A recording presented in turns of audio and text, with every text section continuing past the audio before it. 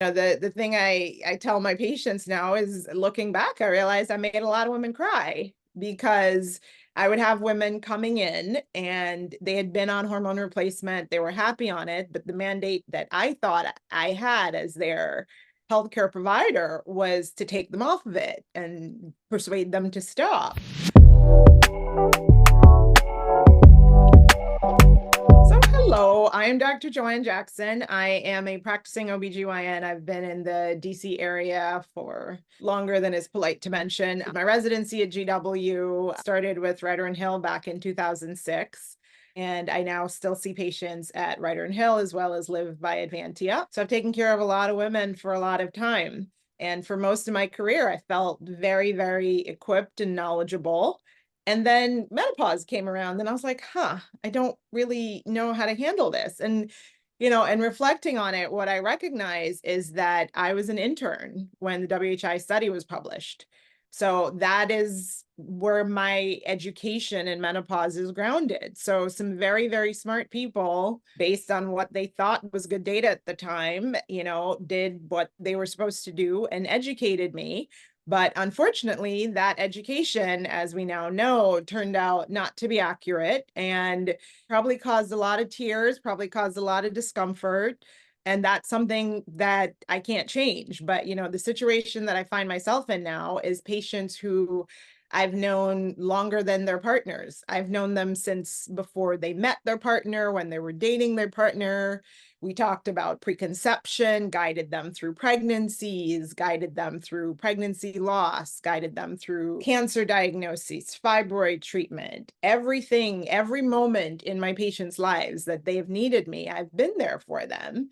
But menopause was always the one thing where I just felt uncomfortable, and I wasn't really sure, because even when we started drifting away from WHI, we were still in a place of, well, if you're going to do hormone replacement, lowest dose possible, shortest time possible. And again, I've always tried to practice evidence-based medicine, always tried to, guide my patients to the best of my knowledge. Probably still did a disservice to a lot of women in that time span. And then, as with all things, the same way getting pregnant made me a better doctor, starting to go through perimenopause made me a better doctor, because when I was seeing chiropractors, a neurologist, orthopedists, getting MRIs, could not figure out why I couldn't do push-ups anymore, why I couldn't use my left shoulder, why I was up all night, why do I suddenly have anxiety? I had no awareness. But fortunately, Dr. Rebecca Bush, who is one of my colleagues who I am eternally grateful for, who is older and wiser, one day literally walked me over to the sample closet and put like an expired tube of a Diffie gel sample in my hand And said, take this. and was like, this is what you need. And that sort of started this journey of self-education for me. But it's been challenging finding accurate information, right? Finding reliable information. And as somebody who practices full time and has multiple jobs, I don't always have the time to sit and do a ton of research. And into my life walks Dr. Heather Hirsch. Started following you on Instagram and like mind blown, and started reading and learning. And I have now gotten to the point where I'm like, this is information every doctor should have. I don't want any provider, any patient walking into an Advantia Health office and any of our providers not knowing how to help them, right? Not knowing how to use evidence-based medicine, accurate data, up-to-date information, and give our patients the guidance and care that they need. So I'm very excited that when I sent that like just cold email to say, hey, are you willing to help teach some of our docs how to take care of menopausal patients? Your team immediately responded with a very enthusiastic yes. And we are now about to launch this incredible program, which will help to educate all of the Advantia Health providers on how to care for patients in this incredibly important phase of their lives. And I am so grateful to you, my friend.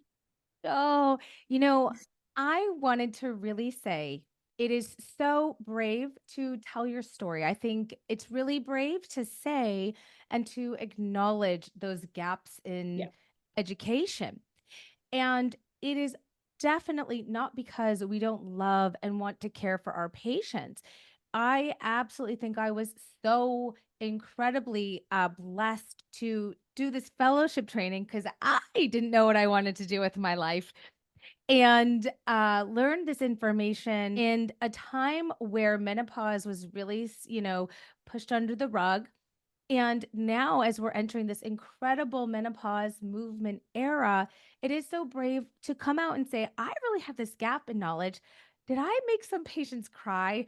And what can I do now to really improve those gaps and use this evidence based information? Because we've all been wanting to use evidence based information, and it has been shifting really slowly at the same time as we're just inundated with so much new information on different aspects of women's health. And so I wanted to ask you, what do you think about this stage in a woman's life is so important? Because as gynecologists, you are always acutely aware of those different stages, as you just mentioned preconception or contraception time, fertility counseling, pregnancy, postpartum, and then this beautiful stage of perimenopause and this stage of menopause. What do you think is some of the most important aspects of those stages in a woman's life? One of the things I've been telling my patients recently who are in this perimenopausal, menopausal transition is that I actually feel personally very blessed that I am going through this at a time where we have information. Because with everything else, all of the other stages you mentioned, patients who want to be child free, we've always had data, we've always had information. We can always accurately discuss risk, benefits, pros, cons. But we've not been able to do that in a way around menopause in the way that we can now. For the first time, I can have a conversation with a woman about potentially preventative long-term benefits of being on hormone replacement. Not just it'll stop your hot flashes and your night sweats and it'll help you sleep, but here's all these other amazing things that it may do to improve your health span. And so for me, that's just, I feel so fortunate that I'm going through it at a point where I can take advantage of this information, but also that for my patients who are coming in now, because we all have family history of things that we're hoping to avoid, and we're all attempting to make good choices around our health, but understanding that potentially menopausal hormone therapy can actually be a tool to improve your health span, that's just Mind what? blowing. It's so exciting to me.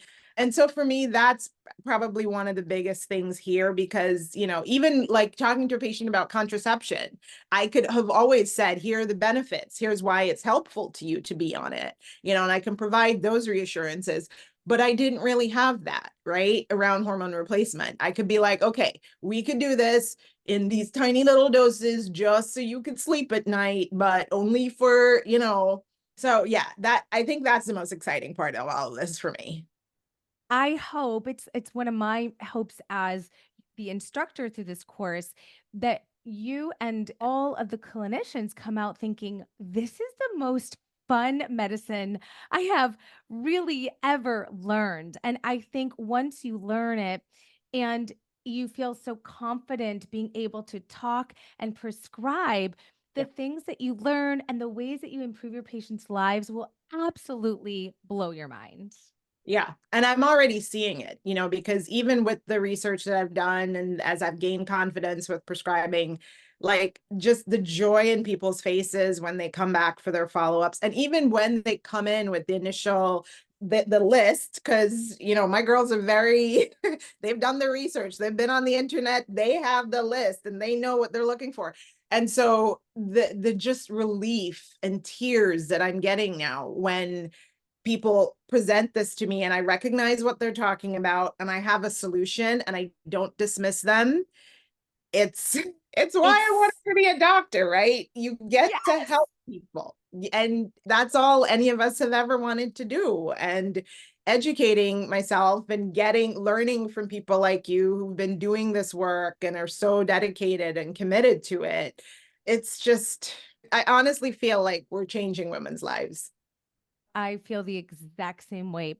And you mentioned something that I think is really important for your vision for Advantia in this course is that women are on the internet and they're Yes. coming in with their list and they are learning about menopause, perimenopause, and hormone therapy. And so, what do you think is sort of the future for Advantia as there is so much media on menopause? What do you think is the role of Advantia as clinicians for women as they're coming in to see you? I really hope that we as a company can sort of lead the charge in women's health to make this available. Like, this should be mainstream. This should not be something where patients have to seek out specialized providers.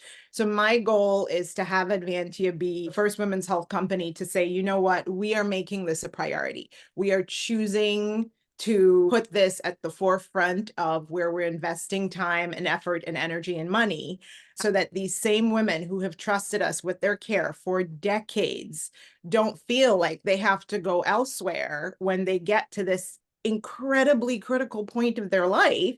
And for a lot of them, a point in time that's going to last decades, right? Like, this is not a 1 or 2 year thing. Somebody who trusted me with their pregnancy, somebody who trusted me with their fibroid surgery, those are short periods of time relative to how long somebody needs me for menopausal care. And if we as a company can lead the charge in saying, this is healthcare, this is basic fundamental healthcare that every person deserves, right? And then maybe we'll inspire every other women's health company to get on board. And we can all, because there's billions and billions of women in the world, and they all need somebody to have these conversations with. They all need access to care. So the more of us involved, the more of us doing the work, the more of us that have the knowledge, the better. And that's my goal. That almost brought me to tears. And because I believe that is the most important transition in a woman's lives, although I am a little biased. But, I also was thinking as you were talking about the actual numbers.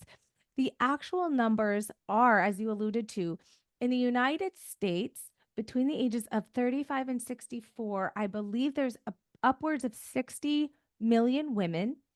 So a little bit less if we're going more in that 45 to 55. There is 1.2 billion women entering menopause in the next few years around the globe. And that's just entering menopause. That's not peri and that's not postmenopause. In the United States, there's right now, I believe, are about 2,500 clinicians certified by the Menopause Society, which is not enough. It's It's like not, one clinician for thousands of it's women. not enough. It's not enough. And so I brought me to tears because this is so important. And the statement of Advantia making this a priority is something that should not be underestimated. Right. It's something that we're committed to, you know. And yeah, that's why I'm here. And you know what I loved, even when you and I started talking about this and we were estimating the numbers of people that might be interested, I think we started out estimating, oh, maybe we'll get 10 or 12. And the responses started coming in. I was like, oh, so I think our first cohort is what, 30? Yeah. And that's only the first round, because as you and I know, once those 30 go back to their practices and they start sharing their knowledge and they start sharing the information, we're just going to keep spreading the word, Yes, and we're going to get the word out there, and we're going to get all of Advantia and then every other women's health provider in the country who is I know. interested in doing this work. Well, thank you for leading the way. Thank you for saying this is a priority. I want to bring this to my company. I really, really want to do this. And I absolutely believe that you're right. As clinicians, as we were alluding to, it's so satisfying to help our women. It is so incredibly interesting physiologically. And just to watch these patients thrive long term, I think it's the most satisfying thing. And so we're going to get all of Advantia, trained and educated, but more importantly, just like advocates and excited about how much there is to learn about FDA approved, safe, effective treatments for perimenopause and menopause. Yes. And of course, this helps with our patients with osteoporosis, right? Like that's part of what you're also going to help train my team on. Like, one of my very, very favorite patients who literally, when I was pregnant with my first child, who's now 16 years old, she made him like a little baby gift, like the runner that's on my dining room table, she made for me. She is 93 and she just fell and broke a hip, and she's going through everything that goes along with that. And, when you see the impact of osteoporosis, just as a small microcosm of the things that happen to menopausal and postmenopausal bodies, it is critical and vital that we know how to care for these women, and that we are there for them and we support them and we give them every chance at having the most amazing lifespan that we can. I agree. I believe the last statistics that I have on this was about 10 years ago, and that's upwards of, many billions of dollars are spent on morbidity, mortality from osteoporotic fractures. Yeah. And, osteoporosis is not really a quote, very sexy condition. Right. It definitely doesn't get the awareness that, other types of chronic conditions do. But it is something that impacts 1 in 2 women will be diagnosed with osteopenia or osteoporosis. And, I always say 3 things that land a healthy woman in a nursing home: an osteoporotic fracture, of which estrogen can help, urosepsis from recurrent urinary tract infections, Which and can help. which estrogen can help with. Exactly. And then dementia, which there's Right. research coming out on how estrogen may be helpful. And so this bone knowledge is something that, again, as we continue with this menopause movement, more and more women are really interested on. And it's just, for the last, 2 decades or so, the use of hormone therapy, when it dropped, that's caused a lot of chronic health conditions, but a huge surge in osteoporosis and osteoporotic fractures. Yes. And I think we're seeing that now, right? Because the women who 20 years ago were denied the opportunity to have menopausal hormone therapy, which may have helped with their bone density, are now at an age where that frailty, that fragility, that fracture risk is extremely real. And we're starting to see the impact of it. And if we can, help prevent that, help diminish those numbers moving forward. And that's like one part of it. I think that's also just even expanding people's understanding of what that stage of life means. I think a lot of people, when they hear menopause, they think hot flashes. Like I know there's been some headlines recently suggesting that we're all overhyping this and we're making a big deal out of it. If it was just feeling sweaty occasionally, I think most of us would be okay toughing through it. But it's so much more than that. It is so much more than that. And I think that's also for me a big part of where I would like this conversation to evolve, right? Like we're talking about the health span of 50% of the population. Like we're not talking about hot flashes. We're not. And as an OBGYN who's, seen women go through so many stages, how do you feel menopause affects their relationships? Right. Right. Oh, I mean, something my patients and I joke about all the time. I actually had a conversation with a girlfriend that literally we've been friends since high school recently. And for her, the thing was when she was in a conversation, basically in a full rage and having like this out of body experience, right? Where she's like, I could see this crazy person yelling at these people and I couldn't make her stop. Like, how many of us have had that experience? I actually explain it to my patients as like PMS on crack, because as you know, it's It's real. it's It's real. real, it's wild. And we should have to put up with it. And we should have options and we should have treatment. And mostly for a lot of my patients, it's even just the awareness. It's just the acknowledgement that you are not crazy. You are not imagining this. Even if you choose not to do any medical treatment, just having that validation of this is a thing that is happening to your body physiologically, here's what it looks like. Here's sort of the course you can expect. Here are things to watch out for. Here are non-medication options you can take. Here are lifestyle modifications you can take, Here's how you change up your exercise and diet routine from what worked in your 20s and your 30s to what may have more impact in your 40s and 50s. Just those conversations, I think, are going to be so impactful. Oh, they are so it absolutely. Even just being able to tell your patients to validate their feelings, to validate this stage and feel confident doing so as a Right. clinician Right. feels really good. I was going to mention I had a nun come to see me several years ago who said, "Dr. Hirsch, I've been cursing and I have never in my entire life." And I said, "That is physiology at play. That is absolutely physiology at play right there." And one of the things that I always say is I certainly don't think there's one right answer for menopause. And it's not that all women must or are doomed if they don't go on hormone therapy. But my goal for all of the clinicians who go through the course is they realize so many more women are good candidates than they ever thought. And Yes. women deserve the whole story to actually make a decision. Yeah. So this week, again, I saw two patients, one who has a history of a provoked DVT after an orthopedic fracture, and another one who had a history of a PE, again, very specific sort of circumstances. And looking back at my notes from years gone by, where I had started warning them 5 years ago, so when you get to be menopausal, I'm not going to be able to give you hormones. And having those conversations with them this week, oh my God, the joy. Being able to say, there is new data, there are options. Yeah. Like, Yeah. just, you don't have to just suck it up and like chew on a stick.